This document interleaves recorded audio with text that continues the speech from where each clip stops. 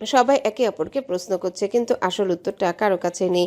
সাদের রাগের কারণটা সবার কাছে এক কুয়াশাচ্ছন্ন রহস্য। কেউই জানে না বিকেল বেলা পেয়ারা বাগানে কি হয়েছিল, সাদ উপর থেকে কি দেখেছে। হাসপাতাল থেকে খবর এসেছে আরিয়ানের নাকের আর পাঁজরে চোট লেগেছে, তবে বিপদমুক্ত। এই খবরের পর বাড়ির সবাই যখন যে যার রুমে ফিরে গেছে, তখন সাদের গাড়ি মির্জা বাড়ির গেটে এসে থামলো। সাদ একদম শান্ত সোজা সিঁড়ি বেয়ে নিজের রুমে ঢুকে গেল। ফালাক তখনও জেগেছিল। সাদকে দেখেই ভয়ে বিছানা ছেড়ে উঠে দাঁড়ালো। সাদ কোনো দিকে না তাকিয়ে আলমারি থেকে একটা টি শার্ট বের করলো। আপনি ওনাকে ওভাবে মারলেন কেন? বাড়ির সবাই আপনাকে অপরাধী ভাবছে এখন। সাদ ফালাকের দিকে একবার শীতল চোখে তাকায়, তারপর খুব কাছে এসে নিচু কিন্তু রুক্ষ স্বরে বলল, কে কি ভাবলো তাতে আমার কিচ্ছু যায় আসে না। আমার সামনে থেকে যা এখন। বেশি কথা বললে তোর জন্য ভালো হবে না। সাদ তোয়ালে নিয়ে ওয়াশরুমে ঢুকে গেল। আরিয়ানের ওই ঘটনার পর থেকে সাদ বাড়িটাকে শুধু একটা হোটেল বানিয়ে ফেলেছে। সকালে যখন সবাই জেগে ওঠে সাদ তখন ঘুমায়, আর দুপুরে যখন বাড়ি সরগরম থাকে তখন ও নিরুদ্দেশ হয়ে যায়। ফালাকের সাথে ওর কথা তো দূর, চোখের দেখাও ঠিক মতো হয় না। কয়েকদিন এভাবেই চলল। সাদ মাঝরাতে ফেরে ফালাকের পাশে এসে নিঃশব্দে শুয়ে পড়ে।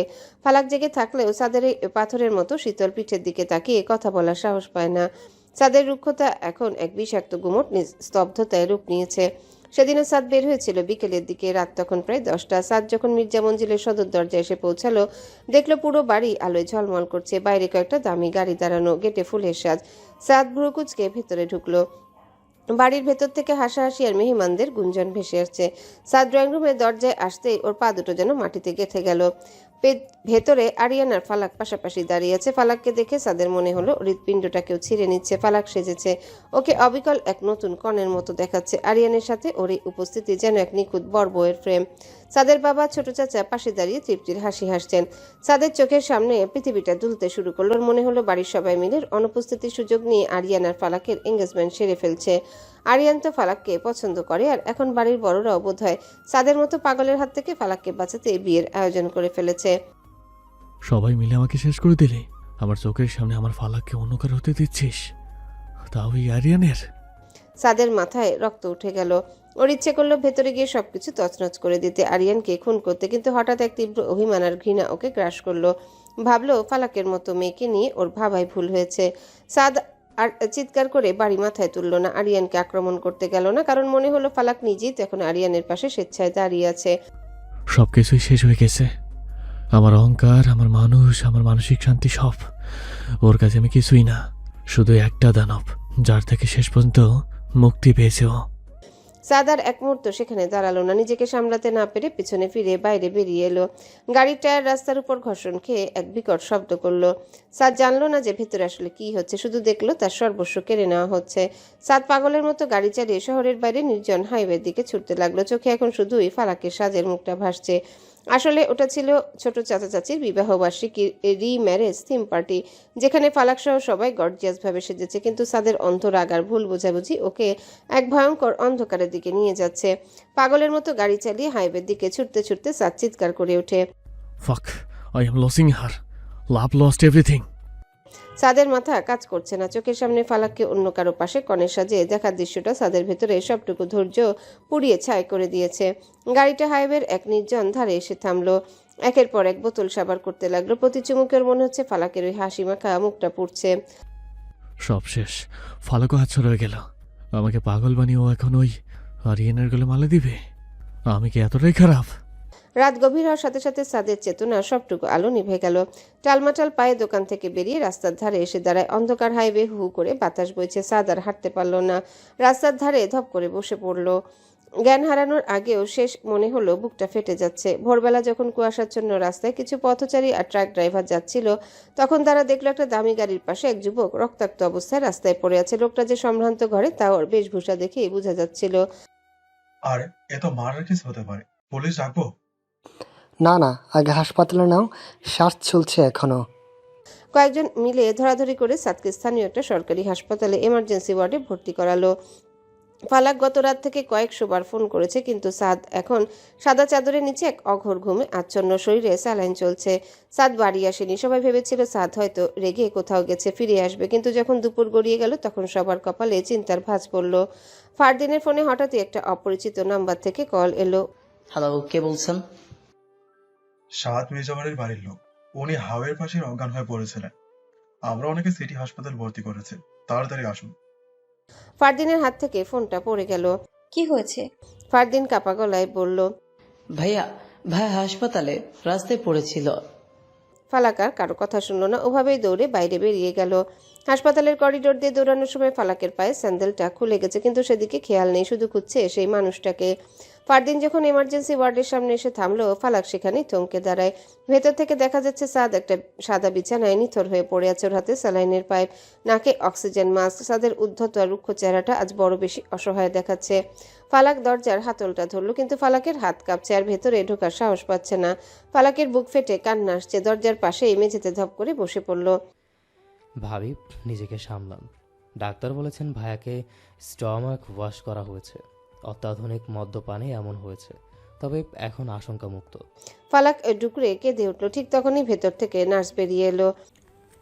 পেশেন্টের জ্ঞান ফিরেছে, উনি খুব ছটফট করছেন আর কার যেন নাম ধরে ডাকছেন।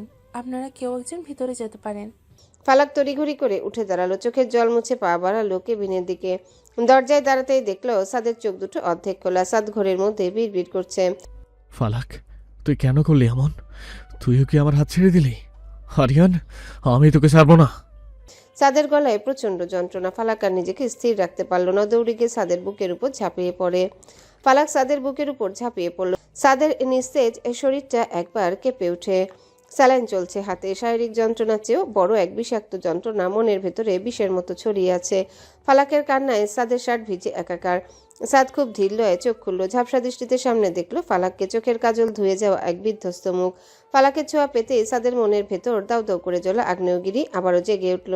কাল রাতের সে দৃশ্যটা মনের পর্দায় ভেসে উঠতে হিতাহিত জ্ঞান হারালো সাদ। সাদ ফালাককে জড়িয়ে ধরা তো দূর, হঠাৎ এক হাত দিয়ে ফালাকের ফর্সা গলাটা চেপে ধরল। স্পর্শে ছিল এক পৈশাচিক আক্রোশ আর চরম ঘৃণা। সাদের চোখ দুটো রাগে একদম লাল হয়ে আছে, হিসিয়ে বলতে লাগলো। এসেছিস কেন এখন? বল, কেন এসেছিস? ওই আরিয়ানের কাছে ওপাশ ফিরে যা। থেকে ওই তোকে অনেক সম্মান দেয়, তাই না? ওই তো তোকে রাজধানী করে রাখবে। সাদের আঙ্গুলের চাপ ফালাকের গলায় জেকে বসেছে। ফালাক ব্যথায় আর বিস্ময়ে চোখ বড় বড় করে সাদের দিকে তাকিয়ে আছে। সাদ থামলো না, গলা স্বর আরো রুক্ষ আর কর্কশ হয়ে উঠল। আমি তো তোকে শুধু কষ্টই দিয়েছি ফালাক। আমি তো একটা জানোয়ার, তাই না? ওই আরিয়ানের সাথে এঙ্গেজমেন্ট ছেড়ে এখন এখানে এসে মায়াকানা করছিস? কার জন্য এই নাটক? ফালাক যেন আকাশ থেকে পড়ল। কিছুতেই বুঝতে পারছে না এই লোকটা কি বলছে। এঙ্গেজমেন্ট কার সাথে? ফালাক শ্বাস নেওয়ার চেষ্টা করতে করতে অস্ফুট স্বরে বলল। কি বলছেন এসব? আমি আমি কারোর সাথে এঙ্গেজমেন্ট করিনি, আপনি ভুল বুঝছেন। সাদ এক ঝটকায় ফালাককে নিজের উপর থেকে সরিয়ে দিল। শরীরে তখনও স্যালাইনের পাইপ লাগানো, কিন্তু রাগের চোটেও সব ভুলে গেছে। Don't lie to me Falaq, I saw. সাদ আবারও চোখ বুজে ফেললো, হাত দুটো এখনো মুট করা। ফালাক মেঝেতে পড়ে গিয়ে ডুকরে কেঁদে উঠল। বুঝতে পারছে না এই লোক কি বলছে। সাদ ছাড়া সে কারোর সাথে নিজেকে ভাবতে পারে না। সাদকে ফালাক ভালোবাসে কিনা জানে না, তবে সাদ এর সংসার ফালাক করবে। সাদকে ছেড়ে কখনোই যাবে না। সাদ যতই মারুক কাটুক, সে সাদকে ছাড়া অন্য কারোর সাথে নিজেকে কল্পনাও করতে পারে না। সাদের মা রুমে ঢুকে দেখলেন ফালাক মেঝেতে পড়ে অঝরে কাচ্ছে। সাদের রাগে লাল হয়ে যাওয়া চোখ আর ফ্যাকাশে মুখ দেখে সবাই শিওরে উঠল। সাদের বাবা ধীর পায়ে এগিয়ে এসে সাদের পাশে দাঁড়ালেন। চাচাদের মুখটাও গম্ভীর। ফারদিন আর আয়ান ফালাককে মেঝে থেকে টেনে তোলার চেষ্টা করলো, কিন্তু সাদ গর্জে উঠল। ওকে এখনই আমার চোখের সামনে থেকে সরাও। এই মুহূর্তে ও যেন এই ঘর থেকে বেরিয়ে যায়। সাদের মা কাঁদতে কাঁদতে বললেন। সাদ, ও তোর বউ, তুই জ্ঞান ফিরেই ওকে ওভাবে বের করে দিচ্ছিস? সাদ এক মুহূর্তের জন্য মায়ের দিকে তাকালো, কিন্তু পরক্ষণে ওর মনের ভেতর আরিয়ানের পাশে কনে সাজানো ফালাকের ছবিটা ভেসে উঠল। মনে হলো ফালাক তাকে ঠকিয়েছে, তাকে অপমান করেছে। সাদের এই রাগটা নতুন কিছু নয়। তারা জানে সাদের স্বভাবই এমন, উগ্র, একগুঁয়ে আর বদমেজাজি। তাই কেন সেরে গেছে তা জানার চেয়েও তারা বেশি চিন্তিত সাদের শরীরের অবস্থা নিয়ে। সাদ আবারও চিৎকার করে বলল। মা, আমি বলছি ওকে নিয়ে যাও। ও এখানে থাকলে আমার শরীর আরো বেশি খারাপ হবে। I don't want to see her face, just leave. Falak বুক ফাটা আর্তনাদ নিয়ে উঠে দাঁড়ালো। একবার সাদের দিকে তাকালো, সেই চোখে হাজার ভয় নেই, আছে এক গভীর অভিমান। শাড়ির আঁচলটা মুখ চেপে দৌড়ে কেবিন থেকে বেরিয়ে গেল। ফারদিনা সাদের মা পেছন থেকে ডাকলো, কিন্তু ফালাক কারো কথা শুনল না। করিডোরের এক কোণে থাকা চেয়ারে গিয়ে ধপ করে বসে পড়ল। দু চোখ বেয়ে অবিরল ধারায় জল গড়িয়ে পড়ছে। কেবিনের ভেতরে তখন সাদের শরীরের অবনতি নিয়ে ডাক্তাররা ব্যস্ত। সাদের চাচা নিচু স্বরে বললেন। মদ খেয়ে রাস্তায় ওভাবে পড়ে থাকা কোনো মানে হয়? ওর এই অভ্যাস কি কোনোদিনও বদলাবে না? সামান্য কারণে মেজাজ হারিয়ে ও এখন জীবনটাকে বাজি ধরেছে। সাদের বাবা একটা দীর্ঘশ্বাস ফেলে বললেন, ওর মেজাজটাই ওর কাল। ও কাউকে বিশ্বাস করে না, কারো কথা শোনে না। আরিয়ান মেহমান ছিল, ওকে মেরে এখন নিজে হাসপাতালে পড়ে আছি। বাড়ির সম্মানের 12টা বাজিয়ে দিল ও। সাদ পাথরের মতো বিছানায় শুয়ে রইল। ফালাক যে অন্য কারো হয়ে যাওয়ার আয়োজন করেছিল তা কেন কেউ বলছে না, কিন্তু বাড়ির বড়দের হাবভাব দেখে মনে হচ্ছে তারা এই বিষয়ে কিছুই জানে না। সাদও ইগোর কারণে মুখ ফুটে কিছু বলল না, শুধু মনে মনে ঘৃণা ছড়াতে লাগলো। মনে হলো ফালাক সবার সামনে নিজেকে ধোয়া তুলসী পাতা প্রমাণ করে রেখেছে। এদিকে করিডোরে বসে ফালাক ভাবছে সাদের সেই নিষ্ঠুর স্পর্শের কথা। গলায় এখনো সাদের আঙ্গুলের দাগ বসে আছে। হাসপাতালের সাদা করিডোরে রোগীর আত্মীয় স্বজনরা আনাগোনা করছে, নার্সরা ট্রলি ঠেলে নিয়ে যাচ্ছে, কিন্তু ফালাকের চারপাশটা যেন একদম শূন্য হয়ে গেছে। হাসপাতাল থেকে ফেরার পর মির্জা বাড়িতে এক অদ্ভুত নিস্তব্ধতা জেঁকে বসেছে। সাদ এখন নিজ রুমে বিছানায় শুয়ে থাকে। শরীরের চোট হয়তো ধীরে ধীরে শুকিয়ে আসছে, কিন্তু মনের ভেতর যে বিষাক্ত। সাদ বিছানায় আধা শোয়া হয়ে জানালার বাইরে আকাশটার দিকে তাকিয়ে থাকে। শরীরটা বেশ দুর্বল। ফালাক সারাদিন এই রুমেই থাকে। সময় মতো সাদের ওষুধ এগিয়ে দেয়, কপালে জলপট্টি দেয়, খাবার নিয়ে আসে, কিন্তু একটিবারের জন্য সাদের চোখের দিকে তাকায় না। সাদের সাথে ফালাকের কোনো কথা হয় না, এমনকি সাদও কোনো উচ্চবাচ্য করে না। সাদ মনে মনে ভেবেছে একবার সুস্থ হোক তো শিক্ষা দেবে, সাদকে রেখে অন্য কাউকে বিয়ে বুঝিয়ে দেবে। ফালাক যখন সাদের ওষুধের ট্রেটা টেবিলের উপর রাখলো, তখন সাদ একবার আর চোখে ফালাকের ফর্সা গলার দিকে তাকালো। সেখানে এখনো হালকা কালশিটে দাগটা রয়ে গেছে, যেটা সাদের আঙ্গুলে চাপে হয়েছিল। ওই দাগটা দেখে সাদের বুকের ভেতরটা মুচড়ে উঠল, কিন্তু পরক্ষণেই মাথায় সাজগোজ করা ফালাকের ছবিটা ভেসে ওঠে, যাকে সে আরিয়ানের পাশে দেখেছিল। রাগে আর অভিমানে সাদ আবারও মুখ ফিরিয়ে নেয়। আয়ান ধীর পায়ে বিছানার পাশে এসে বসলো। সাদের ফ্যাকাশে চেহারার দিকে তাকিয়ে একটা দীর্ঘশ্বাস ফেললো। সাদের মেজাজ এমনিতেই সবসময় গরম থাকে, তাই আয়ান একটু সাবধানেই কথা বলা শুরু করলো। ভাইয়া এখন কেমন আছো? শরীরটা কি একটু হালকা লাগছে? সাদ কোনো উত্তর দিল না, শুধু জানলার দিকে তাকিয়ে একটা ছোট হুশ শব্দ করলো। আয়ান ইতস্তত করে আবারও বলতে শুরু করলো, ভাইয়া একটা কথা জিজ্ঞেস করব? ওই দিন তুমি হুট করেই ওভাবে চলে গেলে কেন? আর রাস্তায় কেন ওভাবে পড়েছিলে? বাড়ি ফিরলে না কেন? আমরা সবাই কত অপেক্ষা করেছিলাম। সাদ এবার ভ্রু কুঁচকে আয়ানের দিকে তাকালো। চোয়াল শক্ত হয়ে এলো। আয়ান থামলো না। ভাইয়া ওই দিন তো ছোট চাচু আর চাচির ম্যারেজ অ্যানিভার্সারি ছিল। তুমি তো জানো ওনারা কত রোমান্টিক। ওনারা চেয়েছিলেন পুরনো দিনের মতো করে আবার বিয়ে বিয়ে সাজতে। বাড়ির সবাই থিম অনুযায়ী সেজেছিল। ফালাক ভাবিকেও ওনারাই জোর করে কনে সাজিয়েছিলেন। পুরো বাড়িটাকে সুন্দর করে সাজানো হয়েছিল। সাদের কানে প্রতিধ্বনিত হতে লাগলো, অ্যানিভার্সারি ছিল, থিম অনুযায়ী সেজেছিল, কনে সেজেছিল। সাদ মনে মনে চরম অবাক হলো। বুকটা হঠাৎই ধক করে উঠল। নিজের মনে বিড়বিড় করলো, হোয়াট? ওটা অ্যানিভার্সারি ছিল, এঙ্গেজমেন্ট না?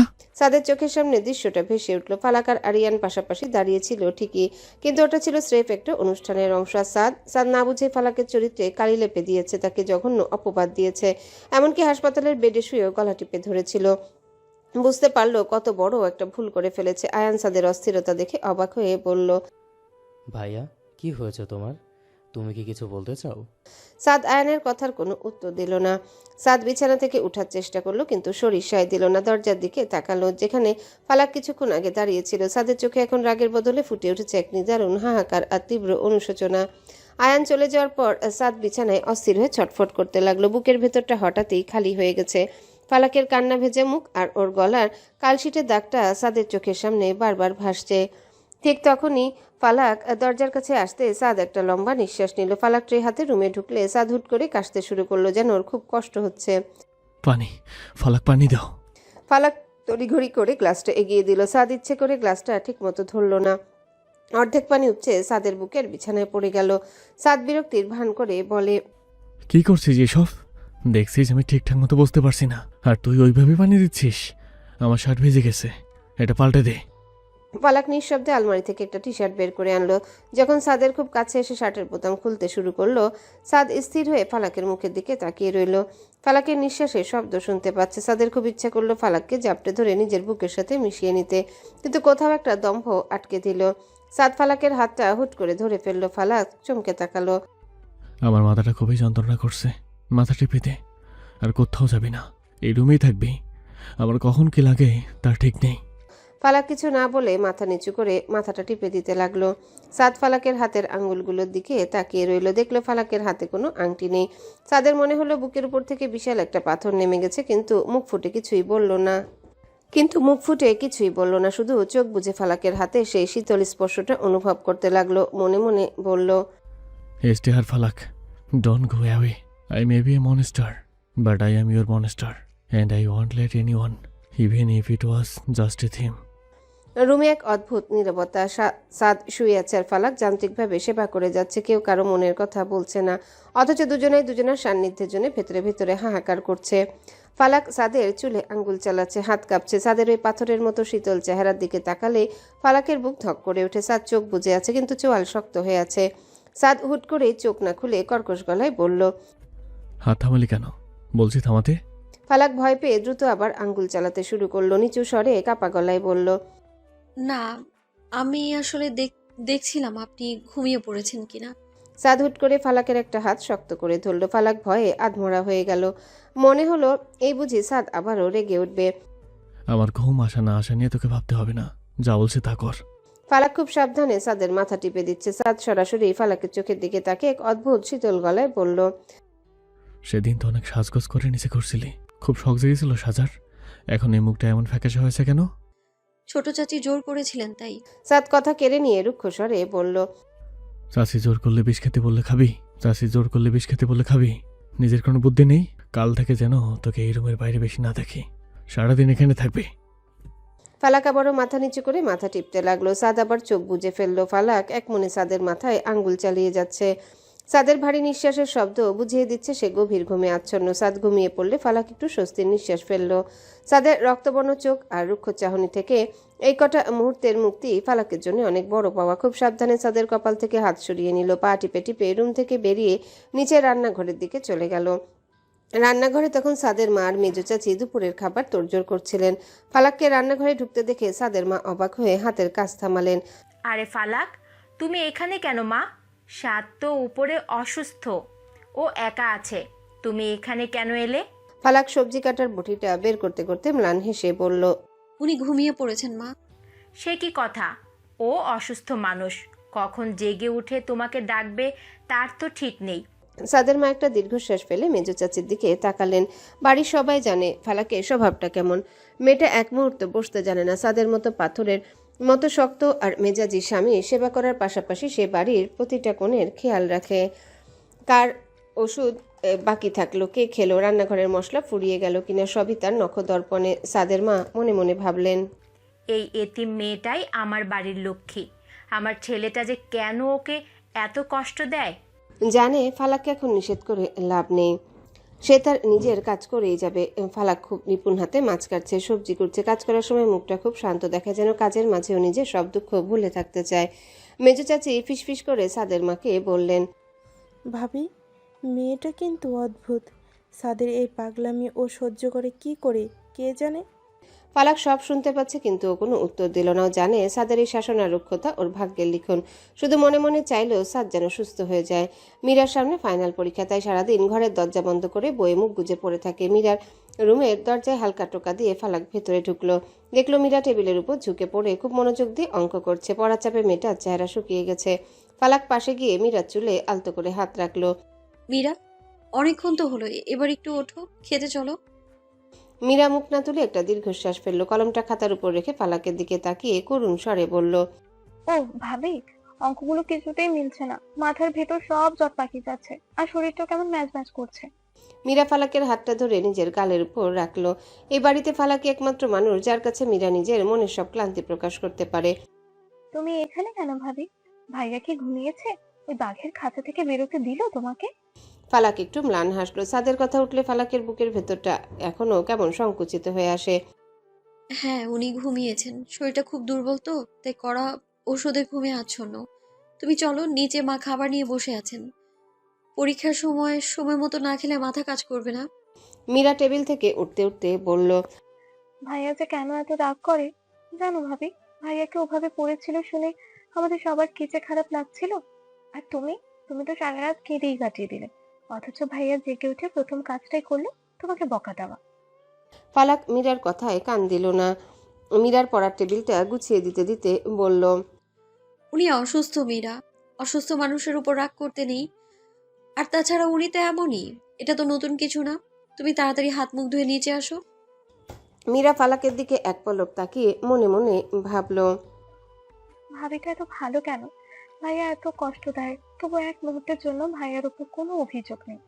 মাঝে মধ্যে মনে হয় ভাইয়ার এই বিষাক্ত রাগের একমাত্র প্রতিষেধক বোধহয় আমার এই শান্ত ভাবিটাই। সব সামলে ফালাক নিজের রুমে ফিরে এলো। সাদ তখনও গভীর ঘুমে। ফালাক আলমারি থেকে একটা কমলা রঙের শাড়ি বের করে নিল। শরীরটা কেমন ভারী হয়ে আছে ওর।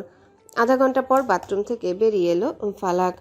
কমলা রঙের শাড়িতে অদ্ভুত স্নিগ্ধ আর সতেজ দেখাচ্ছে, ঠিক যেন বিকেলের মিষ্টি রোদ এসে পড়েছে। ভেজা চুলগুলো আলগা করে ছেড়ে দেওয়া, সেখান থেকে টুপটুপ করে জল গড়িয়ে পড়ছে পিঠের উপর। ফালাক ড্রেসিং টেবিলের সামনে দাঁড়িয়ে একটা শুকনো তোয়ালে দিয়ে চুল ঝাড়তে শুরু করলো। ঠিক তখনই সেই ঝাড়া ঝাপটায় চুলের কয়েক ফোঁটা ঠান্ডা জল ছিটকে গিয়ে পড়লো সাদের মুখের উপর। হিমশীতল জলের স্পর্শে সাদের ঘুমটা পাতলা হয়ে এলো। খুব ধীরে চোখ মেলল, কিন্তু পুরোপুরি চোখ না খুলে আধো আধো দৃষ্টিতে সামনে তাকায়। সাদের চোখের সামনে তখন এক মায়াবী দৃশ্য। কমলা রঙের শাড়িতে ফালাককে অবিকল এক অপার্থিব পরীর মতো লাগছে। ভেজা চুলে জলের কণাগুলো আয়নার আলোয় চিকচিক করছে। ফালাকের শান্ত আর সপ্রতিভ রূপ দেখে সাদ এক মুহূর্তের জন্য সব ভুলে গেল। বুকের ভেতরটা হঠাৎই শান্ত হয়ে এলো। এত সব কিছু করার পরও কেউ এতটা পবিত্র দেখাতে পারে কিভাবে? যেন অস্তাগামী সূর্যের কমলা আভা, শান্ত আর অপরূপ সুন্দর। আমি চাই এই মুহূর্তটাকে চিরদিনের জন্য থামিয়ে রাখতে, এই মুহূর্তে শেষ না হোক। সাদ লুকিয়ে ফালাকের প্রতিটা নাড়াচাড়া দেখছে। ফালাক শাড়ির আঁচলটা ঠিক করে কাঁধে রাখলো। বারবার মনে হলো কেউ ওকে দেখছে। ফালাক পূর্ণ দৃষ্টিতে বিছানার দিকে তাকাতে সাদ চট করে চোখ বন্ধ করে ফেললো। এমন একটা ভান করলো যেন গভীর ঘুমে আচ্ছন্ন, কিছুই দেখেনি। ফালাক কয়েক সেকেন্ড তাকিয়ে থাকলো। একটা দীর্ঘশ্বাস ফেলে আয়নার সামনে থেকে সরে এলো। সাদ তখনও চোখ বন্ধ করে আছে। হৃদস্পন্দন তখন স্বাভাবিকের চেয়ে অনেক বেশি দ্রুত বইছে। ফালাক আয়নার সামনে দাঁড়িয়ে নিজের ভেজা চুলগুলো সামলে নিল। আয়নায় সাদের প্রতিফলন দেখে মনে হলো অনেকটা সময় হয়ে গেছে। ওষুধের সময় পেরিয়ে যাচ্ছে, খালি পেটে বেশিক্ষণ থাকা ঠিক হবে না। ফালাক ইতস্তত করে বিছানার পাশে গিয়ে দাঁড়ালো। কমলা শাড়ির আঁচলটা আঙ্গুলে জড়িয়ে খুব নিচু স্বরে ডাকলো, শুনছেন? দুইবার ডাকার পর সাদ খুব ধীরে চোখ মেলল। ফালাক সাদের চোখের দিকে তাকে একটু অস্বস্তিতে পড়ে গেল। চোখ সরিয়ে নিয়ে দ্রুত বলল, আপনার ওষুধের সময় হয়েছে, আপনি একটু উঠে বসুন, আমি খাবার আর পানি নিয়ে আসছি।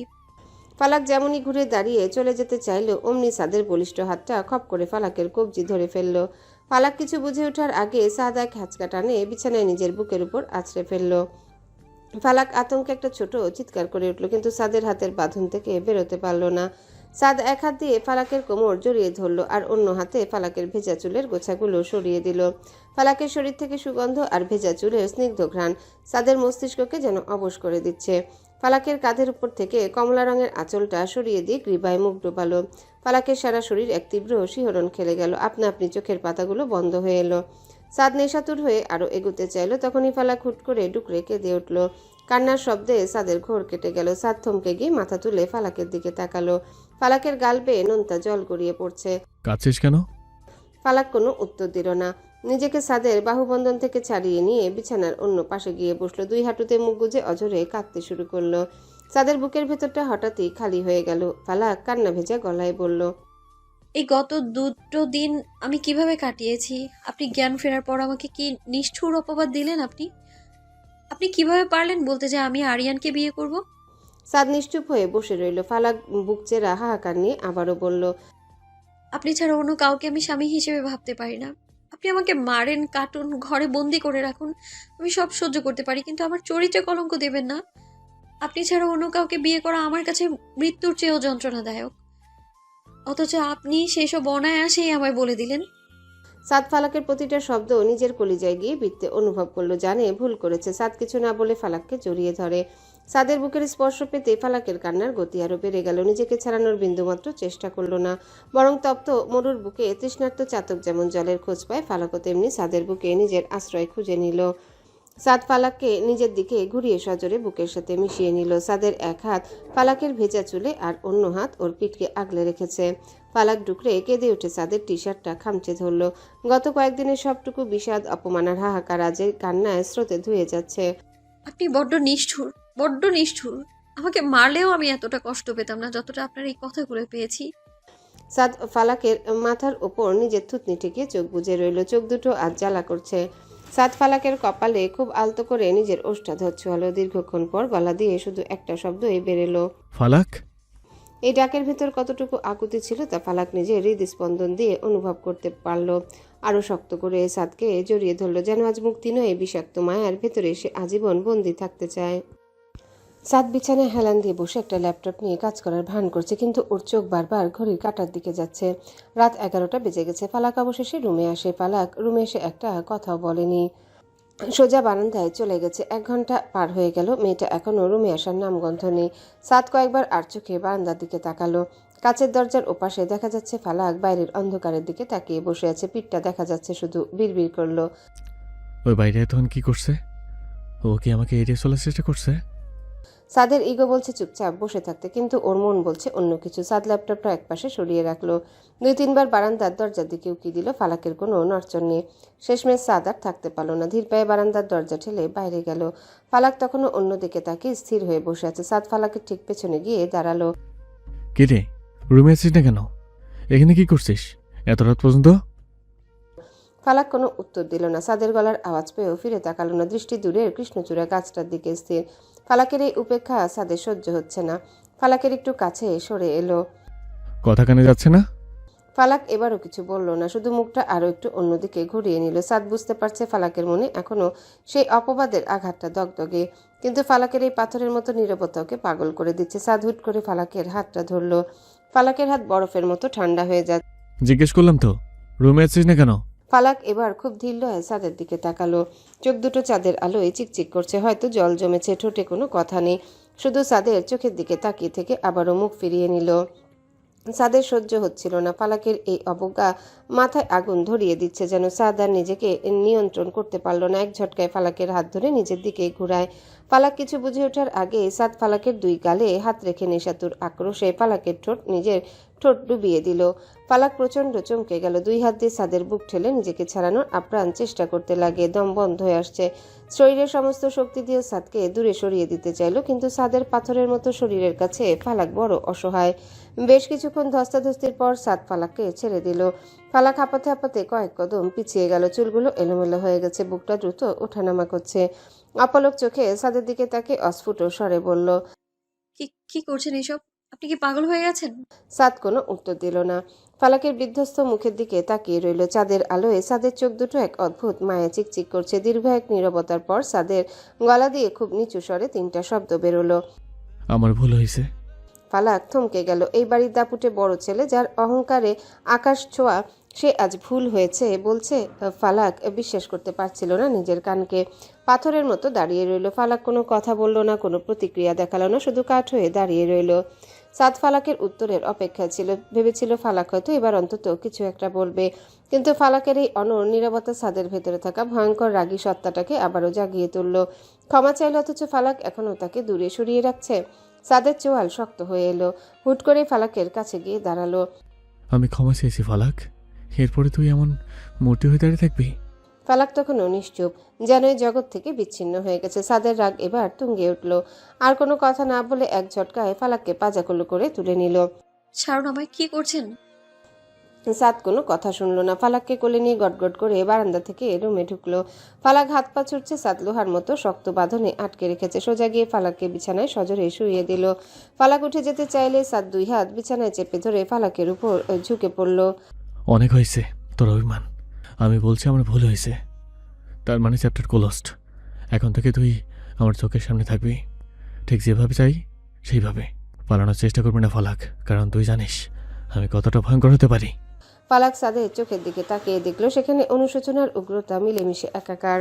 বুঝতে পারলো এই লোকটাকে বদলানো অসম্ভব। সে ক্ষমা চাইলেও রাজা, শাসন করলেও রাজা। ফালাক শুধু চোখের জল ছেড়ে দিয়ে সাদের বুকের নিচে নিজেকে সঁপে দিল। পরের দিন সকালে ফালাকের দেখা নেই। সাদার রুমে বসে থাকতে পারলো না। বিছানা ছেড়ে উঠে ধীর পায়ে করিডোর বেরিয়ে এলো। সিঁড়ির কাছে আসতে মীরার সাথে দেখা। মীরা হাতে কয়েকটা বই নিয়ে নিজের রুমের দিকে যাচ্ছিল। মীরা, ফালাক কোথায়? মীরা একটু অবাক হয়ে ভাইয়ের দিকে তাকালো। ভাইয়ের গলায় আজ অদ্ভুত এক ব্যাকুলতা। ভাবি তো ছাদে গেছে ভাইয়া। সাদ আর কথা বাড়ালো না। লম্বা পা ফেলে ছাদের দিকে এগিয়ে গেল। ছাদের দরজাটা আধা খোলা। বাইরে ফুরফুরে বাতাস বইছে। সাদ ছাদে পা দিতেই দেখলো ফালাক ছাদের রেলিং ধরে একা দাঁড়িয়ে আছে। ফালাক ছাদের উপস্থিতি টের পেল, ফিরে তাকালো না। ওর মৌনতা যেন আজ পাহাড়ের মতো অটল। সাদ গিয়ে ফালাকের ঠিক পেছনে দাঁড়ালো। কিছুক্ষণ নীরব থেকে খুব নিচু আর গাঢ় স্বরে বলতে শুরু করলো। ফালাক, আমি কিছু বলতে চাই। ফালাক একটু নড়ে চড়ে উঠল। সাদ একটা লম্বা নিঃশ্বাস নিয়ে বলতে লাগলো। সেদিন আরিয়ানের পাশে তোকে দেখে আমার মাথা ঠিক ছিল না। বারবার মনে হচ্ছিল আমার থেকে তোকে বুঝি কেউ কেড়ে নিচ্ছে। আমার মনে হচ্ছিল তুই আমাকে ছেড়ে চলে যাবি। এইসব ভেবে আমার মাথায় আগুন ধরে যায়, তাই আমি এইসব কথাবার্তা বলে ফেলি তোকে। সাদ একটু থামলো। আমি সহজে কাউকে বিশ্বাস করি না ফালাক, কিন্তু তবুও আমি তোর কাছে ক্ষমা চাইছি। আমার ওসব বলা ঠিক হয়নি। ফালাক আকাশ থেকে পড়ল। সাদের মতো অহংকারী মানুষ সে আজ নিজের ভুল স্বীকার করছে। ফালাকের মনের কোণে একরাশ প্রশান্তি খেলে গেল। ভাবতেই পারেনি সাদের ভেতরে ওকে হারানোর ভয় কাজ করে। সাদ মির্জার মতো লোক তাকে হারানোর ভয় পায়, এই চিন্তাটাই ফালাকের নিজের আবেগ সংবরণ করে মাথা নিচু করে রইল। ফালাক খুব নিচু স্বরে বলল, সাদের বুক থেকে যেন একটা ভারী পাথর নেমে গেল। সাদ ফালাকের চিবুক ধরে মুখটা একটু উঁচু করলো। দুজনের চোখাচোখি হলো। ফালাকের চোখের কোণে জমে থাকা জল আজ আর দুঃখের নয়, পরম প্রাপ্তির। সাদ অপলক দৃষ্টিতে তাকিয়ে রইল তার এই শান্ত পরীর দিকে, যে তার সব বিষাক্ত নীলকে নীলকণ্ঠের মতো শুষে নিয়েছে। বাগানটা আজ খুব সজীব লাগছে। ফালাক সবসময় একটু প্রকৃতিপ্রেমী। মির্জাবাড়ির এই বাগানটার খুব প্রিয় জায়গা। যখনই খুব একা লাগে বা মন খারাপ থাকে এখানে এসে গাছের সাথে কথা বলে। ফালাক পরম মমতায় একটা গোলাপ গাছের গোড়ায় মাটি আলগা করে দিচ্ছিল। শাড়ির আঁচলটা কোমরে গোজা, কপালে বিন্দু বিন্দু ঘাম। টেরি পায়নি কখন আকাশটা গম্ভীর হয়েছে। ওদিকে সাদ ফোনে কার সাথে কথা বলতে বলতে বাড়ির পেছনে নির্জন দিকটায় চলে আসে।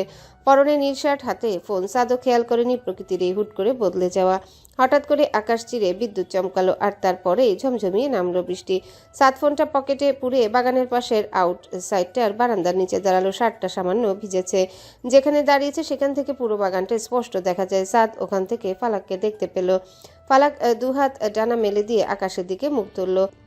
বৃষ্টির প্রতিটা ফোঁটা শরীরে শীতলতা বুলিয়ে দিচ্ছে। ল্যাভেন্ডার রঙের শাড়িটা মুহূর্তে ভিজে ওর ফর্সা শরীরে লেপটে গেল। চুলগুলো পিঠ বেয়ে কোমর পর্যন্ত নেমে এসেছে। সেখান থেকে বৃষ্টির জল গড়িয়ে পড়ছে। ফালাক যেন আজ এক ডানাকাটা পরীর মতো বৃষ্টিতে ভিজছে। ঠোঁটে এক স্বর্গীয় হাসি, চোখ দুটো বন্ধ, নিজের মনে বৃষ্টির তালে দুলছে। সাদ মন্ত্রমুগ্ধের মতো তাকিয়ে রইল, চোখের পলক পড়ছে না। ফালাককে এতটা জীবন্ত, এতটা আবেদনময়ী আর এতটা ছটফটে আগে কখনো দেখেনি। বৃষ্টির জলে ভিজে ফালাকের শরীরের ভাঁজগুলো শাড়ির নিচে স্পষ্ট হয়ে উঠেছে। মিনিট পাঁচেক মন খুলে ভেজার পর ফালাকের ঘোর কাটলো। পিছনে ফিরে দেখলো কয়েক গজ দূরে আউট হাউসের নিচে সাদ দাঁড়িয়ে আছে। সাদের গভীর আর নেশাতুর দৃষ্টি সরাসরি ফালাকের উপর নিবদ্ধ। ফালাকের সারা শরীরে বৃষ্টির শীতলের মাঝেও এক উষ্ণ শিহরণ খেলে গেল। ফালাক সামনে এসে দাঁড়িয়ে সিক্ত গলায় বলল, আপনি এখানে এইদিকে কখন এলেন?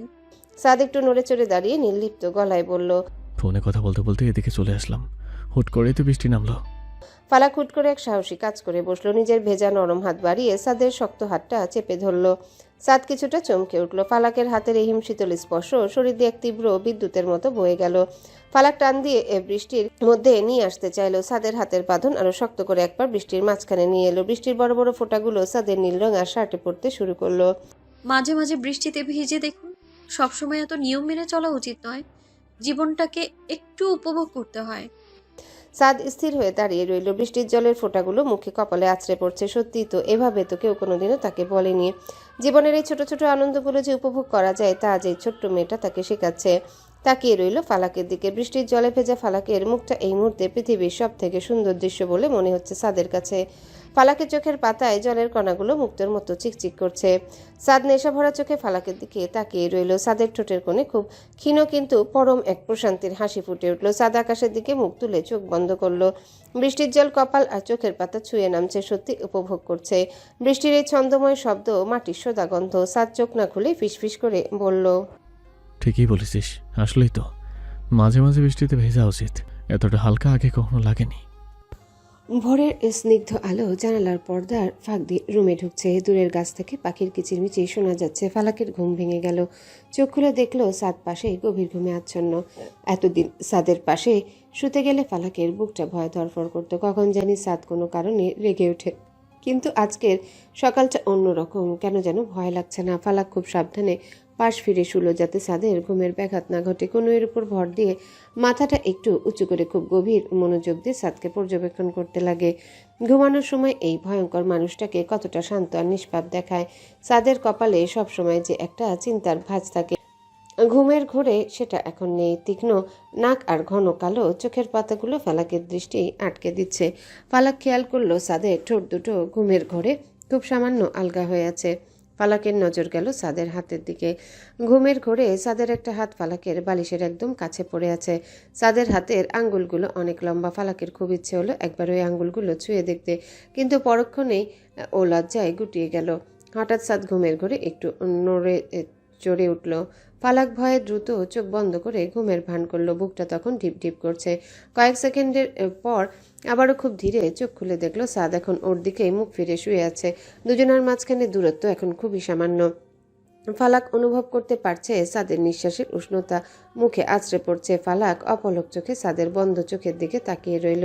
খেয়াল করলো সাদের গায়ের পুরুষালী গন্ধটা এখন ফালাকের মস্তিষ্ককে আচ্ছন্ন করে দিচ্ছে। ফালাকের হঠাৎ মনে হলো এই লোকটার উপর রাগ করা, একে ঘৃণা করা আর তার পক্ষে এখন সম্ভব নয়। যেন অলক্ষ্যে সাদের মায়ায় এক অদৃশ্য শৃঙ্খলে বন্দী হয়ে গেছে। ঠিক তখনই সাদের চোখের পাতাগুলো একটু কেঁপে উঠল। ফালাক বুঝতে পারলো সাদ হয়তো এবার জেগে যাবে। দ্রুত পাশ ফিরে চাদরটা টেনে নিল, কিন্তু ঠোঁটের কোণে একটা লাজুক হাসি ঠিকই ফুটে রইল। ফালাক জানালার পাশে কাজ করছিল, তখন হঠাৎ জানালার ওপাশে চোখ যায়। কালো রঙের জিপটার দিকে সাদ এগিয়ে যাচ্ছে। হাঁটা চালার মধ্যে আলাদা একটা আভিজাত্য আছে। ফালাক জানালার পাশে একটু সরে এসে আড়ালে দাঁড়িয়ে একদৃষ্টে সাদের দিকে তাকিয়ে রইল। ফালাক নিজের অজান্তেই মুচকি হাসছে। সাদের এই ব্যস্ত ভঙ্গি, গলার স্বরের গম্ভীর প্রতিধ্বনি সবকিছুই এখন ফালাকের কাছে অন্যরকম লাগে। আগে যেখানে বুকটা ভয়ে শুকিয়ে যেত, সেখানে এখন এক ধরনের প্রশান্তি কাজ করে। সাদ জিপের দরজা খুলে ড্রাইভিং সিটে বসলো। ইঞ্জিন স্টার্ট দেওয়ার পর কেন যেন একবার ওপরে জানালার দিকে তাকায়। ফালাক তড়িঘড়ি করে জানালা আড়ালে চলে গেল। জিপটা গেট দিয়ে বেরিয়ে গেল। ফালাক তখনও জানালার গ্রিল ধরে দাঁড়িয়ে রইল। যতক্ষণ অবধি দেখা যায় তাকিয়ে রইল। সাদের অনুপস্থিতি এখন তাকে বিষণ্ণ করে দেয়। ফালাক জানে না কেন এমন হচ্ছে। সাদ যতক্ষণ চোখের সামনে থাকে না, ততক্ষণ ফালাকের মনটা অস্থির হয়ে থাকে। ফালাক একটা লম্বা দীর্ঘশ্বাস ফেলে আবারও নিজের কাজে মন দিল। ঠোঁটের কোণে লেগে থাকা লাজুক হাসিটা কিছুতেই মুছছে না। দুপুরে ফালাক শাওয়ারে গেছে। শাওয়ারে ঝর্ণা থেকে পড়া শীতল জলধারা ফালাকের শরীরে প্রশান্তি দিচ্ছে। হঠাৎ ওর মনে পড়ল, তাড়াহুড়োয় নিজের কাপড়গুলো বিছানায় রেখে বাথরুমে ঢুকে পড়েছে। ফালাক কিছুটা অপ্রস্তুত হয়ে পড়ল। খুব সাবধানে বাথরুমের দরজাটা সামান্য ফাঁক করে উকি দিয়ে দেখল রুম একদম খালি। তাই মনে কোনো দ্বিধা না রেখে ভিজে একাকার অবস্থায় পা টিপে টিপে রুমে ঢুকলো। দ্রুত বিছানা থেকে নিজের কাপড়গুলো নিয়ে আবার বাথরুমে ঢুকে পড়লো। খেয়ালই করেনি যে বাথরুমের দরজা ছিটকিনি ঠিক মতো লাগেনি, সামান্য একটু ফাঁক হয়ে আছে। ফালাক নিজের মনে ভেজা শাড়িটা গা থেকে ছাড়িয়ে নিল। সবুজ রঙের শাড়িটা এখন মেঝেতে স্তূপ হয়ে পড়ে আছে। ফালাক এখন কেবল ওর পেটিকোটার ব্লাউজ পরা অবস্থায় আছে। ব্লাউজটাও একদম ভিজে শরীরের সাথে লেপটে আছে, যা ওর শরীরের ভাঁজগুলোকে বড্ড স্পষ্টভাবে ফুটিয়ে তুলছে। খুব সাবধানে ব্লাউজের হুকগুলো একটা একটা করে খুলে ফেললো। ঠিক সেই মুহূর্তে রুমে দরজা খোলার শব্দ হলো। সাদ রুমে ঢুকে কাউকে না দেখে সরাসরি বাথরুমের দিকে এগিয়ে গেল ফ্রেশ হওয়ার জন্য। সাদ খুব স্বাভাবিকভাবে বাথরুমের দরজাটা পুশ করলো। দরজার ছিটকিনি না লাগানো থাকায় অনায়াসে খুলে গেল। আর তখনই সাদের সামনে ফুটে উঠল এক নীরের দৃশ্য। সাদ স্তব্ধ হয়ে দাঁড়িয়ে গেল। দরজার ওপাশে ফালাক অর্ধনগ্ন অবস্থায় দাঁড়িয়ে আছে, পিঠটা সাদের দিকে ফেরানো। মসৃণ পিঠের উপর দিয়ে জলের কণাগুলো গড়িয়ে নামছে। ফালাক অনুভব করলো কেউ একজন ভেতরে ঢুকেছে। বিদ্যুৎ বেগে ঘুরে দাঁড়ালো। দুহাতে নিজের বক্ষদেশ ঢাকার এক বৃথা চেষ্টা, কিন্তু এই অপ্রস্তুত অবস্থায় ফালাকের রূপ যেন আগ্নেয়গিরি লাভার মতো উত্তপ্ত হয়ে ধরা দিল সাদের চোখে। সাদের চোখের মনি স্থবির হয়ে গেল। নেশাতুর দৃষ্টি ফালাকের ভিজে শরীরে আটকে গেছে। সাদের শ্বাস প্রশ্বাস ভারী হয়ে এলো। ফালাকের ফর্সা শরীরে জলের বিন্দুগুলো হীরের মতো চিকচিক করছে। সাদের ভেতরে দাউ দাউ করে চলা পুরুষালী আক্রোশ তৃষ্ণা মুহূর্তেই মাথাচাড়া দিয়ে উঠল। মুহূর্তের স্তব্ধতা যেন অনন্তকাল ধরে চলল। সাদ পাথর হয়ে দাঁড়িয়ে রইল, চোখের পলক পড়ছে না। ফালাকের ভিজে শরীরে জলের কণাগুলো হীরের মতো চিকচিক করছে। অর্ধনগ্ন অবস্থায় অপ্রস্তুত সৌন্দর্য সাদের মস্তিষ্কে সব শিরা উপশিরা এক তীব্র ঝঙ্কার তুলল। ফালাক লজ্জায় যেন মাটির সাথে মিশে যাচ্ছে। হাত দুটো কাঁপছে, মুখ দিয়ে কোনো শব্দ বেরোচ্ছে না। সাদের হুঁশ ফিরল কয়েক সেকেন্ড পর। নিজের ভেতরের অস্থিরতাকে কোনো মতে চেপে রেখে সাদ এক ঝটকায় মুখ ফিরিয়ে নিল। স্টুপিড, দরজাটা ঠিকঠাক মতো লাগলো যায় না।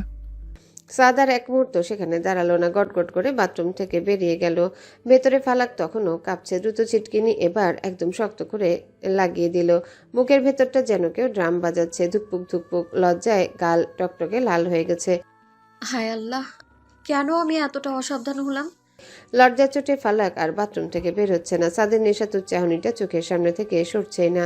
অবশেষে অনেক সাহস সঞ্চয় করে ফালাক হতেই সাবধানে বাথরুমের দরজা খুলল। ভেবেছিল সাদ হয়তো এতক্ষণে নিচে চলে গেছে, কিন্তু না। সাদ সোফায় বসেছিল। ফালাক বের হতে এক ঝটকায় উঠে দাঁড়ালো। দুজনের চোখাচোখি হতে ফালাক আবারও নিচের দিকে তাকিয়ে রইল। সাদ কোনো কথা না বলে ফালাকের পাশ কাটিয়ে গটগট করে ওয়াশরুমে ঢুকে পড়ে জোরে দরজাটা আটকে দিল। ফালাক বিছানায় বসে পড়ে। সাদ বাথরুমের ভেতরে আয়নার সামনে দাঁড়িয়ে নিজের মুখে সজোরে পানি ঝাপটা দিচ্ছে। বিড়বিড় করে বলছে, তুই আমার কি হাল করলি ফালাক? সাদের মনের ভেতর তখন এক তুফান চলছে। ফালাকের সিক্ত রূপ মস্তিষ্ক থেকে কিছুতেই যাচ্ছে না। বাথরুম থেকে ভেজা অবস্থায় বের হওয়ার সময় ফ্লোরটা বেশ খানিকটা ভিজে গিয়েছিল, তাই ফালাক দ্রুত একটা শুকনো কাপড় নিয়ে ফ্লোর মুছতে বসে গেল। চুলগুলো তখনও আধা ভেজা, আঁচলটা কাঁধ থেকে বারবার খসে পড়ছে। খুব নিচু হয়ে এক মনে ফ্লোরটা মুছছিল যাতে দ্রুত কাজ শেষ করে ওখান থেকে সরে যেতে পারে। ঠিক তখনই সাদ বাথরুম থেকে বের হলো। মাথায় এখনো পানির ফোঁটা, গায়ে একটা টি শার্ট। বেরোতেই দেখলো ফালাক মেঝেতে বসে ঝুঁকে পড়ে ফ্লোর মুছছে। ফালাকের ঝুঁকে থাকা অবস্থায় শরীরে সাবলীল ভঙ্গি, বিন্দু বিন্দু জমে থাকা পানি সাদের চোখে নতুন করে নেশা ধরিয়ে দিল। সাদ একদম স্থির হয়ে দাঁড়িয়ে আছে। বুকের ভেতরে ঝড় এখনো শান্ত হয়নি। ভাবছিল ফালাক বোধহয় এতক্ষণে নিচে চলে গেছে, কিন্তু মেয়েটা এখনো চোখের সামনে ঘুরঘুর করছে। সাদের মেজাজটা আবার খিটখিটে হয়ে উঠল। এই কাজ করার জন্য কি বাড়িতে লোক নেই? তুই কেন এসব করছিস?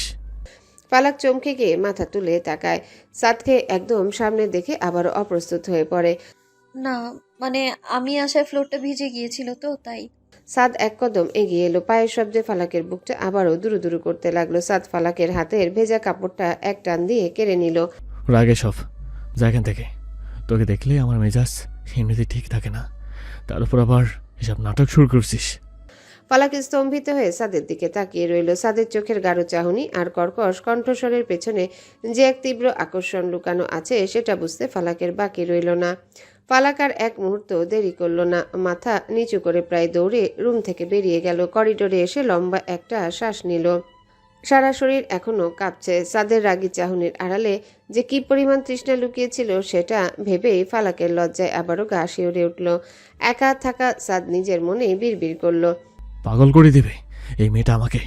রমজান মাস সমাগত। মির্জাবাড়ির দীর্ঘদিনের ঐতিহ্য অনুযায়ী আজ বিকেলে গরিব দুঃখীদের মাঝে ইফতার সামগ্রী বিতরণ করা হচ্ছে। মির্জা মঞ্জিলের সামনের বিশাল রাস্তায় সারি বেঁধে মানুষ দাঁড়িয়ে আছে। বাড়ির নতুন তিন বউ রিমা, নীলা আর ফালাক আজ নিজ হাতে এই ইফতারি সামগ্রী তুলে দিচ্ছে। সবার পরনে মার্জিত পোশাক, মাথায় ঘোমটা। ফালাক খুব মন দিয়ে প্রতিটা মানুষের হাতে প্যাকেট তুলে দিচ্ছিল। রাস্তার এক পাশে যখন বিতরণের কাজ চলছে ঠিক তখনই ভিড়ের ভেতরে থেকে এক বৃদ্ধা মহিলা রাস্তা পার হওয়ার চেষ্টা করছিলেন। মহিলাটি সম্ভবত চোখে একটু কম দেখেন। ঠিক সেই মুহূর্তে এক কোণ থেকে একটা দ্রুতগামী গাড়ি নিয়ন্ত্রণ হারিয়ে সরাসরি মহিলার দিকে ধেয়ে আসছিল। ফালাকের চোখ তখন সেই মহিলার উপর। এক মুহূর্ত দেরি না করে ফালাক নিজের জীবনের ঝুঁকি নিয়ে দৌড়ে গিয়ে মহিলাকে এক ঝটকায় রাস্তার অন্য পাশে সরিয়ে নিল। গাড়িটা একদম ফালাকের গা ঘেঁষে প্রচণ্ড শব্দে ব্রেক কষে থামল। অল্পের জন্য এক বড় দুর্ঘটনা থেকে বেঁচে গেল ফালাক। বৃদ্ধ মহিলাটি ভয়ে কাঁপছিলেন। ফালাক তাকে জড়িয়ে ধরে শান্ত করতে লাগলো। মহিলাটি ফালাকের মাথায় হাত রেখে অঝরে কাঁদতে কাঁদতে দোয়া করতে লাগলেন, বেঁচে থাকো মা, আল্লাহ তোমার কোল আলো করে চাঁদ আনুক, তোমার মতো দয়ালু মানুষ যেন ঘরে ঘরে হয়। রাস্তার ওপাশে দাঁড়িয়ে থাকা একটা কালো গাড়ির ভেতর থেকে একজোড়া তীক্ষ্ণ চোখে পুরো দৃশ্যটা লক্ষ্য করছিল। গাড়ির পেছনের সিটে বসা লোকটি তার পাশে সঙ্গীকে জিজ্ঞাসা করল, মেয়েটা কে রে? চিনতে পারিস বস? ও হলো মির্জা বাড়ির বউ, সাদ মির্জার বউ। লোকটি চোখের মনি মুহূর্তেই শুরু হয়ে এলো। ঠোঁটের কোণে ফুটে উঠল এক পৈশাচিক হাসি। সিটে হেলান দিয়ে আয়েশ করে বসলো। মনে মনে আওড়ালো, সাত মির্জার বউ? হ্যাঁ, তাহলে এটাকেই টার্গেট করা যাক। কেন বস? পুরনো শত্রুতা। গোধূলির আলো ফুরিয়ে চারপাশটা ধূসর হতে শুরু করেছে। তখনই ফালাক সাদের মায়ের অনুমতি নিয়ে পাশের বাড়ির কাকিমার বাসায় যাওয়ার জন্য বের হয়। কাকিমা বারবার করে ওকে যাওয়ার জন্য বলেছিলেন, তাই ফালাক ভাবলো কিছুক্ষণ গল্প করে ফিরবে। সাদের মা খুশি মনে সম্মতি দিলেন। সন্ধ্যা পেরিয়ে অন্ধকার ঘন হয়ে আসে। এদিকে সাদ ফিরে সোজা রুমে যায়। প্রতিদিন সাদ বাসায় ফিরলে ফালাক শরবত পানি নিয়ে সামনে এসে হাজির হয়। সাদ ভাবলো ফালাক হয়তো নিচে কোনো কাজে ব্যস্ত। ঘরে গিয়ে সাদ জ্যাকেটটা খুলে রাখে। 10 মিনিট 20 মিনিট পার হয়ে গেল। সাদের ইদানিং ফালাকের সান্নিধ্য ছাড়া কেন যেন অস্থির লাগে। বাড়ি ফিরে এখনো ফালাকে দেখা পায়নি। নিচে নেমে এসে মাকে জিজ্ঞাসা করলো, মা, ফালাক কোথায়? ও তো পাশের বাড়ির নাহিদাদের ওখানে গেছে, কিন্তু সন্ধ্যা তো অনেক আগেই হয়ে গেছে, এখনো এলো না কেন? সাদের মায়ের মনেও এবার দুশ্চিন্তা দানা বাঁধল। তিনি মীরাকে ডেকে বললেন, মীরা, যা তো মা, পাশের বাড়ি থেকে তোর ভাবিকে ডেকে নিয়ে আয়, রাত হয়ে যাচ্ছে। মীরা দ্রুত পায়ে বেরিয়ে গেল। 5 মিনিট পর মীরা প্রায় দৌড়াতে দৌড়াতে ফিরে এলো। চোখে মুখে আতঙ্ক। সিঁড়ি দিয়ে উপরে উঠতে থাকা সাদ মীরার অস্থিরতা দেখে থমকে দাঁড়ালো। মা, ভাবি তো ওখানে নেই। সাদ মীরার সামনে এসে দাঁড়ালো। ওর চোয়াল শক্ত হয়ে গেছে। মানে কি নেই? কাকিমা বললেন ভাবি তো সন্ধ্যার আজান দেওয়ার পরপরই ওখান থেকে বেরিয়ে গেছে। প্রায় 1 ঘন্টা হয়ে গেছে ওখান থেকে বেরিয়েছে। পাশের বাড়ি থেকে তাদের গেট পর্যন্ত আসতে বড় জোর 2 মিনিট সময় লাগে। তবে 1 ঘন্টা ধরে ফালাক কোথায়? কি? তাহলে ফালাক কোথায় গেল? 1 ঘন্টা ধরে ও বাড়ির বাইরে। সাদ আর এক মুহূর্ত দেরি না করে পকেট থেকে ফোন বের করলো। বাড়ির সবাই আশেপাশে পাড়া প্রতিবেশী সবার বাড়ি খুঁজলো, কিন্তু ফালাকের কোনো হদিস পাওয়া গেল না। সবার মনে একটাই প্রশ্ন, মেয়েটা গেল কোথায়? সাদ পাথরের মতো স্থির হয়ে সিসিটিভি ফুটেজে সামনে বসে আছে, চোখ লাল হয়ে গেছে। রিওয়াইন্ড করে দেখছে ফালাক কখন বেরিয়েছিল। ফুটেজে দেখা গেল ফালাক যখন ওই বাড়ি থেকে বের হয়ে নিজের গেটের দিকে আসছিল, ঠিক তখনই গেটের থেকে একটু দূরে দাঁড়িয়ে থাকা এক বৃদ্ধ লোক ওকে ডাক দেয়। ফালাক সহজ সরল মেয়ে, কোনো সন্দেহ না করে লোকটার কাছে এগিয়ে যায়। লোকটা কাঁপা কাঁপা হাতে ফালাককে একটা ভাঁজ করা কাগজ দিল। ফালাক যখনই কাগজটা খুলে পড়তে শুরু করলো, তখনই দেখা গেল হঠাৎ টলতে টলতে অজ্ঞান হয়ে পড়ে গেল। মুহূর্তের মধ্যেই রাস্তার কোণে দাঁড়িয়ে থাকা একটা কালো রঙের গাড়ি এসে দাঁড়ালো আর দ্রুত ফালাককে ভেতরে তুলে নিয়ে গাড়িটা হাওয়া হয়ে গেল। সাদ কাঁপা কাঁপা হাতে ফুটেজটা জুম করলো। সারা শরীর রাগে রিরি করে উঠলো, হাতের মুঠি শক্ত হয়ে এলো। সাদ দাঁতে দাঁত চেপে বিড়বিড় করে বলল, হামজা। সাদের বুঝতে বাকি রইল না কেন এমন করছে। হামজা অনেকদিন ধরে সাদের উপর প্রতিশোধ নেওয়ার সুযোগ খুঁজছিল। সাদের চোখ দিয়ে যেন আগুন ঝরছে। টেবিলের উপর জোরে একটা কিল মেরে উঠে দাঁড়ালো। বাড়ির সবাই ওকে দেখে ভয়ে পিছিয়ে গেল। সাদ এখন এক জ্যান্ত আগ্নেয়গিরি। ঘটনার প্রায় 5 ঘন্টা পার হয়ে গেছে। বাইরের অন্ধকারের সাথে পাল্লা দিয়ে ফালাকের চোখের পাতাও যেন ভারী হয়েছিল। অবশেষে খুব কষ্টে চোখ মেলল, মাথাটা প্রচণ্ড ঝিমঝিম করছে। ফালাক দেখলো একটা ভাঙাচোরা স্যাঁতসেরে ঘরের মেঝেতে পড়ে আছে, চারিপাশে ধুলোবালি আর মাকড়াসার জাল। ওর হাত পা শক্ত করে দড়ি দিয়ে বাঁধা। ফালাক ভয়ে অস্ফুট স্বরে ডেকে উঠল, কেউ আছেন? কিন্তু কোনো উত্তর এলো না। ঘরের কোনো একটা ভাঙা জানালা দিয়ে বাইরে তাকাতেই ফালাকের কলিজা শুকিয়ে গেল। বাইরে কেবল ঘন জঙ্গল আর ঝিঝি পোকার শব্দ। চাঁদের আলো গাছের পাতায় লেগে এক ভৌতিক পরিবেশ তৈরি করেছে। ফালাক বুঝতে পারল লোকালয় থেকে অনেক দূরে কোনো এক নির্জন জায়গায় বন্দি। হঠাৎ ভারী বুটের শব্দ শোনা গেল। কেউ একজন ঘরের দিকে এগিয়ে আসছে। ফালাক ভয়ে দেয়ালের সাথে সেটে গেল। দরজার ক্যাচক্যাচ শব্দ খুলে গেল। হাতে একটা টর্চ নিয়ে ভিতরে ঢুকলো সেই লোকটা, যার নাম হামজা। লোকটার ঠোঁটে এক পৈশাচিক হাসি। ফালাক ভয়ে কাঁপতে কাঁপতে বলল, কেন নিয়ে এসেছেন আমায় এখানে? আপনার কি ক্ষতি করেছি আমি? হামজা ফালাকের কাছে এসে হাঁটু গেড়ে বসলো, চিবুকটা জোরে চেপে ধরল। ক্ষতি? তোমার এই অহংকারী স্বামী আমার সাম্রাজ্য শেষ করে দিয়েছে। আজ আমি তার অহংকার ধুলে মিশিয়ে দেব। তুই হবি সাদ মির্জার ধ্বংসের শুরু। ফালাকের দু চোখ বেয়ে জলের ধারা নামছে। মনে মনে শুধু একজনার কথাই ভাবছে। হামজা ফালাকের চিবুকটা শক্ত করে ধরে কথাগুলো বলছিল। তখন ফালাকের চোখের জলে ভেজা নিষ্পাপ মুখটা চাঁদের আলো এক অলৌকিক সৌন্দর্যের মতো ফুটে উঠল। হামজা কিছুক্ষণ স্থবির হয়ে ফালাকের মুখের দিকে তাকিয়ে রইল। কুৎসিত মনেও এক মুহূর্তের জন্য বিস্ময় জাগলো। হামজা তাচ্ছিল্যের হাসি দিয়ে মাথা নাড়ল। মানতেই হবে রে, ওই শয়তান সাদ মির্জার কপাল আছে বলতে হয়। এত সুন্দরী বউ ও কোথায় পেল? এই মায়াবী চেহারা দেখলে তো যে কারো পাষাণ মন গলে যাবে। সাদ মির্জা শুধু ক্ষমতায় নয়, কপালেও দেখছি সবাইকে টেক্কা দিয়েছে। ছেড়ে দিন বলছি। ফালাক মনে মনে ভাবে, তার জীবনে কি কোনো শান্তি আসবে না? এ কোন বিপদে পড়লো? আচ্ছা, ফালাককে কি সাদ খুঁজবে? আল্লাহ তুমি পথ দেখাও। এখান থেকে কিভাবে বের হবো? বাঁচাও আল্লাহ। মনে মনে দোয়া পড়তে থাকে। হামজা ফালাকের গালটা আবারও স্পর্শ করতে গেল ও ফালাক ঘৃণায় চোখ বন্ধ করে ফেললো। হাতটা ফালাকের ত্বক ছোঁয়ার আগেই হঠাৎ হামজা অনুভব করলো ওর ঠিক পেছনে কেউ একজন দাঁড়িয়ে আছে। হামজা চমকে গিয়ে পিছনে ফিরতেই দেখলো ঘুটঘুটে অন্ধকারের মাঝখানে আগ্নেয়গিরির মতো জ্বলন্ত সিগারেট হাতে দাঁড়িয়ে আছে সাদ মির্জা। সাদের পরনে শার্টের হাতা গোটানো, কপালে রাগের রগগুলো ফুলে ফেপে উঠেছে। সাদ এক চুলো সময় নষ্ট করলো না। বাঘের মতো ঝাঁপিয়ে পড়ে হামজার কলার ধরে খ্যাচ কাটানে ওকে মেঝেতে আছাড় মারলো। হামজাকে লাথি মেরে দেয়ালের সাথে পিষে ধরে সাদ গর্জে উঠল, তোর দেখি এখন শিক্ষা হয়নি হামজা। তুই ভেবেছিলি জঙ্গলে লুকিয়ে আমার থেকে বাঁচবি। সাদ মির্জা জিনিস হওয়ার সাহস দেখাস কোন সাহসে তুই? ফালাক ঘরের এক কোণে গুটিসুটি মেরে বসে আছে। ভয়ে ও শরীর কাঁপছে। সাদকে দেখে ওর মনে হলো যেন মরুভূমিতে এক পশলা বৃষ্টি নেমেছে। সাদ এসেছে। ঠিক সেই মুহূর্তে হামজার এক চেলা অন্ধকারের সুযোগ নিয়ে সাদের একদম পেছন দিয়ে এসে ধারালো একটা ছুরি দিয়ে সাদের পিঠে সজোরে আঘাত করলো। সাদের সাটা শার্ট মুহূর্তেই লাল রক্তে ভিজে একাকার হয়ে গেল। ফালাক চিৎকার করে উঠল, আপনার পিঠে, আপনার রক্ত পড়ছে, সরে যান। ব্যথায় সাদের মুখটা একবার কুঁচকে উঠল, কিন্তু দমে গেল না। উল্টো ঘুরে এক ঝটকায় লোকটার হাত থেকে ছুরিটা কেড়ে নিয়ে লোকটাকে সজোরে লাথি মারল। সাদ যেন আজ মানুষ নয়, এক আহত সিংহ। পিছনে থাকা লোকটাকে এমনভাবে মারল যে ওখানে জ্ঞান হারিয়ে লুটিয়ে পড়ল। এরপর সাদ আবারও হামজার দিকে ফিরল। হামজা তখন পালানোর চেষ্টা করছিল, কিন্তু সাদ ওকে টেনে ধরে এমন আছাড় মারল যে হামজা আর উঠে দাঁড়ানোর ক্ষমতা রইল না। সাদ রক্তাক্ত অবস্থায় টলতে টলতে ফালাকের দিকে এগিয়ে এলো। ফালাক কাঁদতে কাঁদতে সাদের কাছে ছুটে গেল। সাদ নিজের ব্যথা ভুলে গিয়ে খুব সাবধানে ফালাকের বাঁধন খুলে দিল। কিছু হয়নি, আমি আছি তো।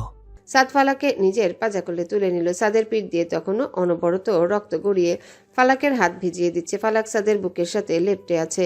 ফালাককে নিয়ে ভাঙাচোরা ঘর থেকে বেরিয়ে বনের বুক চিরে নিজের গাড়ির দিকে এগুতে লাগলো। ফালাক সাদের জখমের উপর নিজের ওড়না চেপে ধরল। কেন এলেন আপনি একা? আপনার এই অবস্থা আমি সহ্য করতে পারছি না। সাদ ম্লান হেসে ফালাকের গালে চোখের জল মুছে দিল।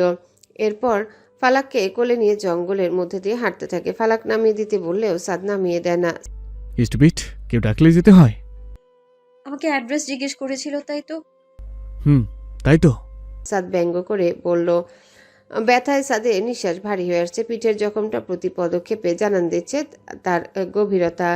কিন্তু ফালাককে কোলে নিয়ে হাঁটার সময় চোখে মুখে কোনো যন্ত্রণার ছাপ নেই, আছে কেবল এক অস্থির জেদ। বনের অন্ধকার চিরে সাদের ভারী বুটের শব্দ আর ঝিঝি পোকার ডাক মিলে এক অদ্ভুত নিস্তব্ধতা তৈরি করেছে।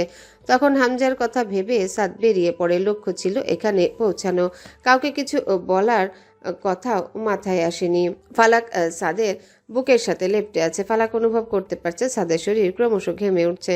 ফালাক কান্না মিশ্রিত কণ্ঠে বলল, প্লিজ আমায় নামিয়ে দিন।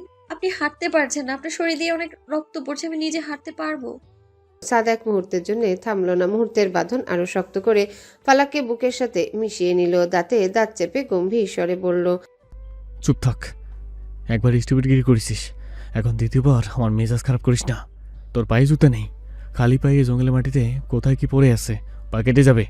ফালাক আর কোনো কথা বলল না, শুধু সাদের কাঁধে মাথা রেখে অঝরে কাঁদতে লাগলো। কেবল মনে হচ্ছে এই মানুষটা নিজের জীবনের তোয়াক্কা না করে ওর জন্য ছুটে এলো। এতটা রক্ত ঝরিয়েও ওকে আগলে রেখেছে। বন থেকে বেরিয়ে গাড়ির কাছে পৌঁছাতে সাদ ফালাককে খুব সাবধানে ফ্রন্ট সিটে বসিয়ে দিল। এরপর নিজেও ড্রাইভিং সিটে বসলো। আপনি কি এই অবস্থায় গাড়ি চালাবেন? সাদ গাড়ি স্টার্ট দিল। বনের এবড়ো থেবড়ো রাস্তা দিয়ে জিপটা তীব্র গতিতে ছুটছিল। ফালাক এক দৃষ্টে সাদের মুখটার দিকে তাকিয়ে রইল।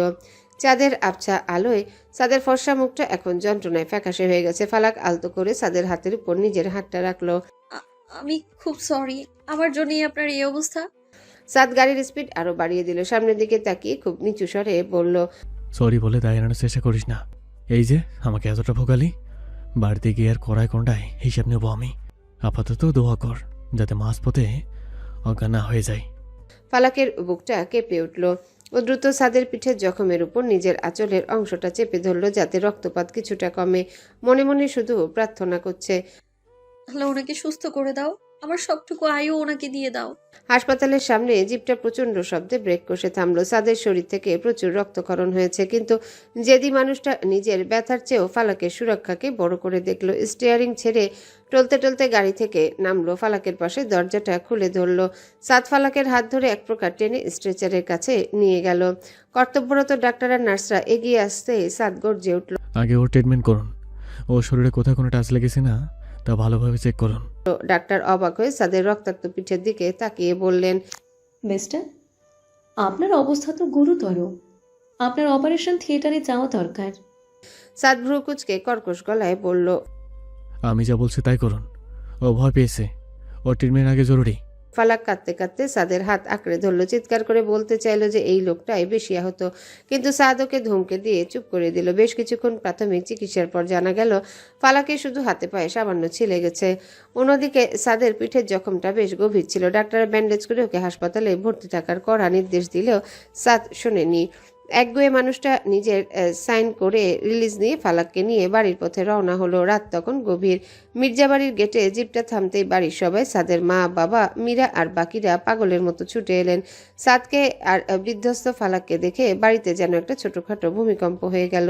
সাদের মা ফালাককে জড়িয়ে ধরে ডুকরে কেঁদে উঠলেন, আর সাদকে ওই অবস্থায় দেখে মীরার চিৎকার বের হয়ে গেল, ভাইয়া তোমার এই কি হাল? সাদ কোনো কথা না বলে ভেতরে ঢুকলো। ফালাক এক মুহূর্তের জন্য সাদের পাশ ছাড়লো না। সাদের হাত শক্ত করে ধরে আছে। ড্রয়িং রুমে সোফায় সাদকে বসানো হলো। সাদের মা কান্নাকাটি করছেন দেখে সাদ খুব ধীর স্বরে বলল, মা, অনেক রাত হয়েছে, ফালাক ঠিক আছে, আমি ওকে নিয়ে এসেছি, এখন কান্নাকাটি বন্ধ করো, সবাই যার যার রুমে যাও, আমি ঠিক আছি। জানালার ভারী পর্দার ফাঁক দিয়ে রূপলি আভার এক ফালি আলো এসে পড়েছে সাদের বিছানায়। সাদের ঘুমটা হঠাৎই ভেঙে গেল। বিছানার পাশটা খালি। মুহূর্তেই সাদের বুকের ভেতরটা ছ্যাদ করে উঠল।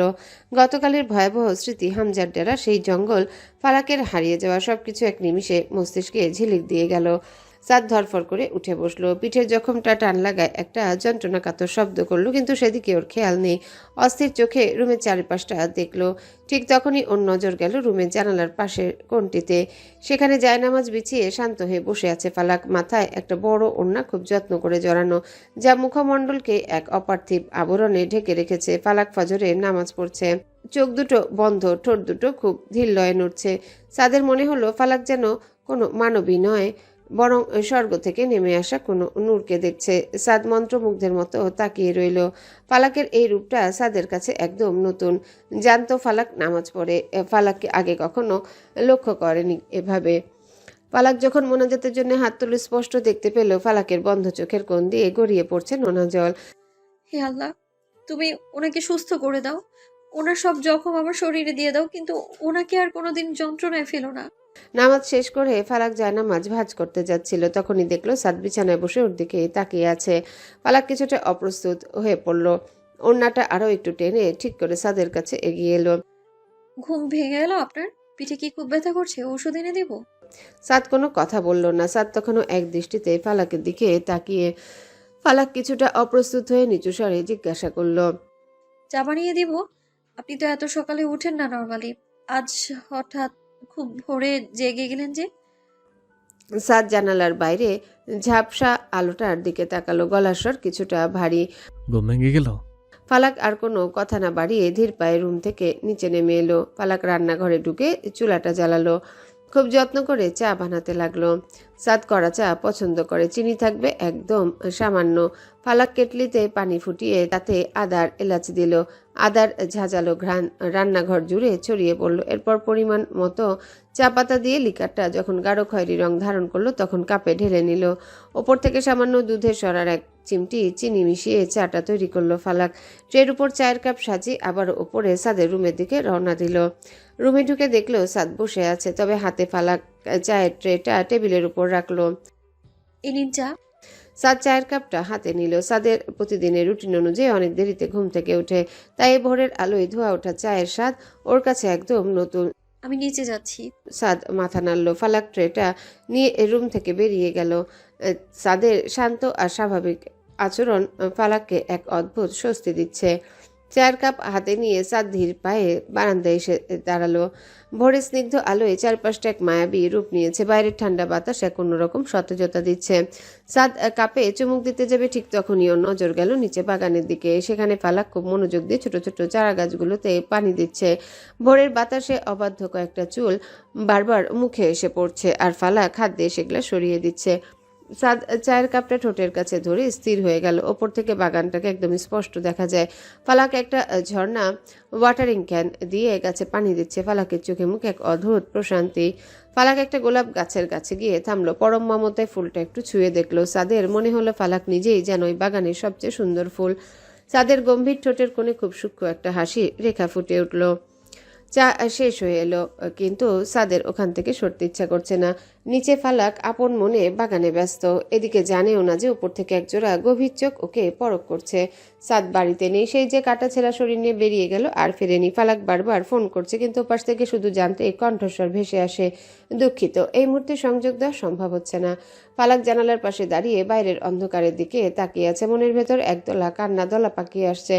রুমটা বড্ড ফাঁকা। সাদের জ্যাকেটটা এখনো সোফার একপাশে পড়ে আছে, যেখান থেকে সাদের পারফিউমের হালকা ঘ্রাণ পাওয়া যাচ্ছে। ফালাক সেই জ্যাকেটটা বুকে জড়িয়ে ধরলো। মনে হচ্ছে সাদ পাশে নেই, মানে ওর চারিপাশের পৃথিবীটা যেন স্থবির হয়ে গেছে। অন্ধকার রুমের নির্জনতায় ফালাকে চোখ ফেটে জল নামলো। অস্ফুট স্বরে শোনা গেল, ফালাকের কান্না এখন বাঁধ ভেঙেছে। সাদ ওকে কতটা আষ্টে পিষ্টে জড়িয়ে নিয়েছে তাজ হাড়ে হাড়ে টের পাচ্ছে। জানালার গ্রিলটা শক্ত করে ধরে আকাশের দিকে তাকিয়ে বলল, আল্লাহ ওনাকে ফিরিয়ে দাও। আমি আর পারছি না, ওনার শাসন, ওনার রাগ সবটাই আমার সয়ে গেছে।